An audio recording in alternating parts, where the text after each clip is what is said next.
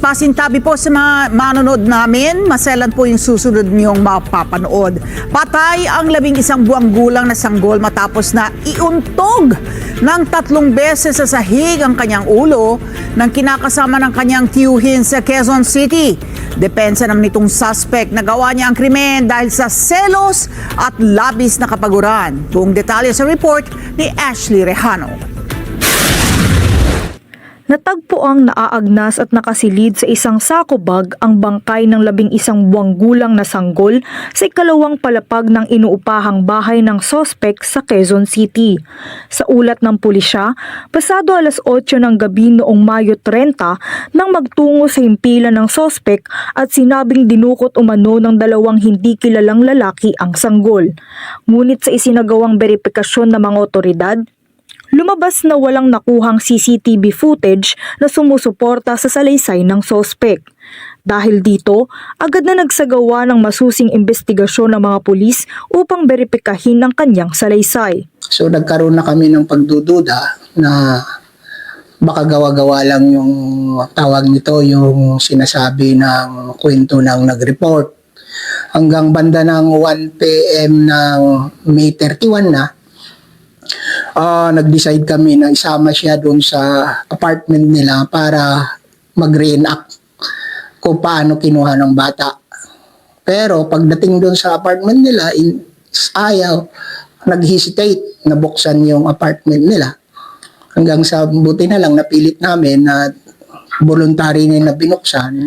Pagpasok sa loob ng bahay, masangsang na amoy ang bumungad sa otoridad na nagpatindi ng pagdududa sa insidente. Sa patuloy na investigasyon, natukoy ng mga pulis ang kinalalagyan ng sanggol matapos umanong aminin ng sospek ang lokasyon nito. Pumunta kami sa second story, tinignan andun yung bag na bawag nito. May marami ng langaw na dumadapo. So, confirm, ang sabi ko is i-cordon na lang and inireport na natin sa SOCO para i-process yung crime scene. Selos ang isa sa tinitingnang motibo sa krimen, kasabay ng sinasabing pinansyal na hirap at pagod sa responsibilidad sa pag-aalaga sa bata. Based sa revelation ng suspect is unang-una na dahilan niya is selos. Considering na yung live-in partner niya is tawag nito, mas binibigyan importansya yung pamangkin niya kasi may anak sila may anak silang 2. Pangalawa na reason na sinabi niya is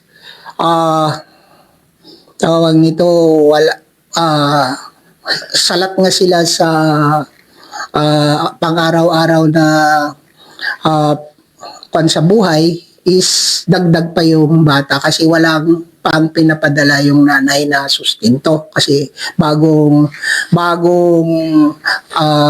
salta pa lang sa abroad. And the same, pangatlo is napagod na daw siya. Napag-alaman din ng mga otoridad na live-in partner ng tiyuhin ng sanggol ang sospek. Lumalabas sa investigasyon na 3 buwan na ring nasa kanilang pangangalaga ang sanggol matapos ipagkatiwala ito sa kanila ng ina na kasalukuyang nasa ibang bansa.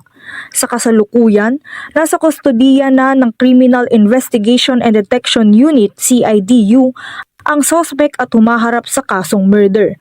Sa hiwalay na pahayag, umamin ng sospek sa nagawang krimen.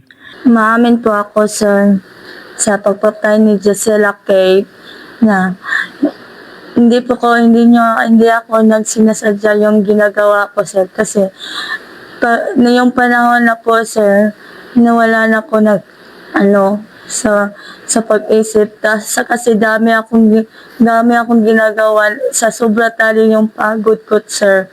Inuntog ko lang yung ulo niya 3 beses. Ashley Nicole Rejano para sa Mata ng Agila, matatag, matapang, matapat.